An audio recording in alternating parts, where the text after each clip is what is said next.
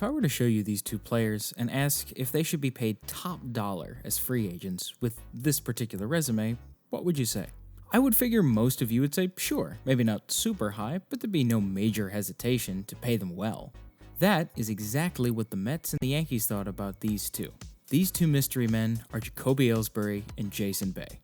These guys are held up as the pinnacle of some of the worst contracts in baseball ever. But what if I told you it wasn't as bad as it looks? Let's get some context. In the 2013 offseason, Jacoby Ellsbury was 30 years old as a free agent. After 2009, when Jason Bay was a free agent, he was 31 years old.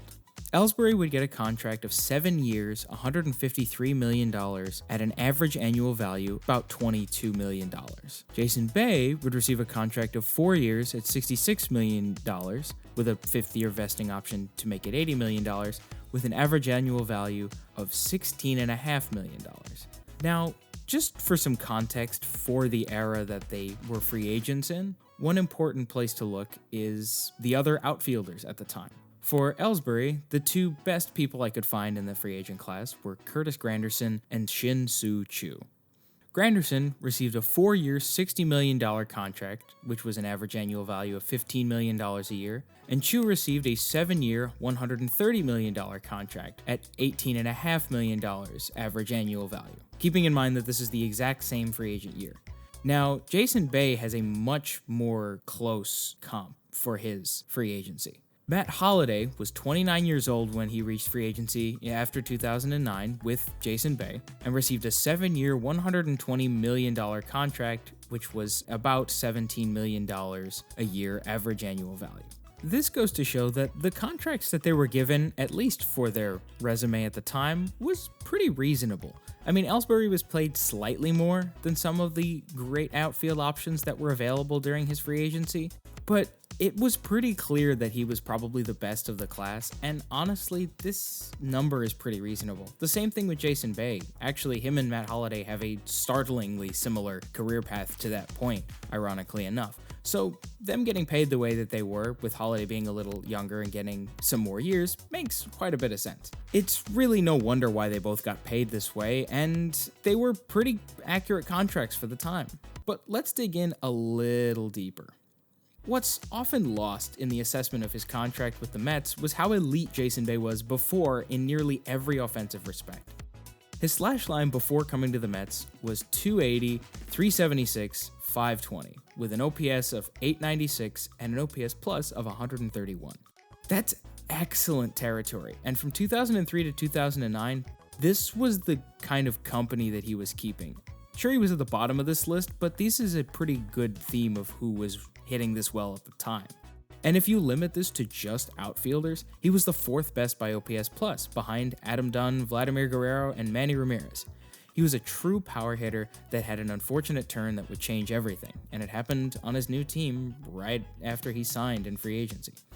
In 2010, Jason Bay had a collision with the outfield wall that caused him a concussion that basically prevented his rough start from gaining any traction and continuing forward with any level of success. Another part of this was the struggle in the New York market that he had. It was quite a bit of pressure to try and succeed with a team that has been pressured to succeed for quite a while without much success. And the following cavalcade of injuries following that first concussion, which also included another concussion, removed any real chance for Bay to get his feet under him.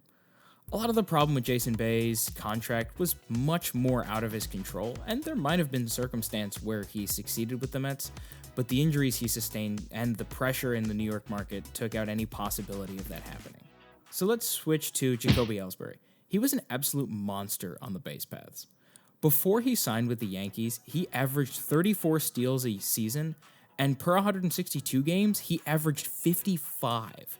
Being a contact-first player who didn't strike out a lot and walked very little, this allowed him to use his speed better than a lot of other people who were probably just as fast as he was. The one season where he did add some real power was in 2011, where he put up a 30-30 season with 83 extra base hits and a slash line of .321, .376, .552 for an OPS of .928 and an OPS plus of 146. Topped off with a Gold Glove in center field, this was set up to be an MVP season. but he was placed second to Justin Verlander, which was a rare instance of MVP voting being reasonable, although an argument could be made for Ellsbury to have won, but it wasn't super clear-cut. But ironically enough, the injury bug that was the concern for him as a free agent was not the greatest factor during the entirety of his contract with the Yankees. From 2014 to 2017, he played in 520 games out of the maximum of 648, averaging about 30 more games a year than he did in his time in Boston.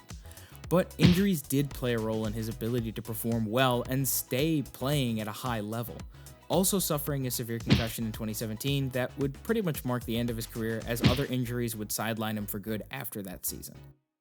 These two are often bunched together as two of the worst contracts in New York sports history. And if you look at pure numbers, yeah, that's not incorrect. But I don't think it gives either of these guys a fair shake for how good they were before they signed these big money deals, and how much of things turned out before they signed them was not them just underperforming, and how much of it was kind of just bad luck.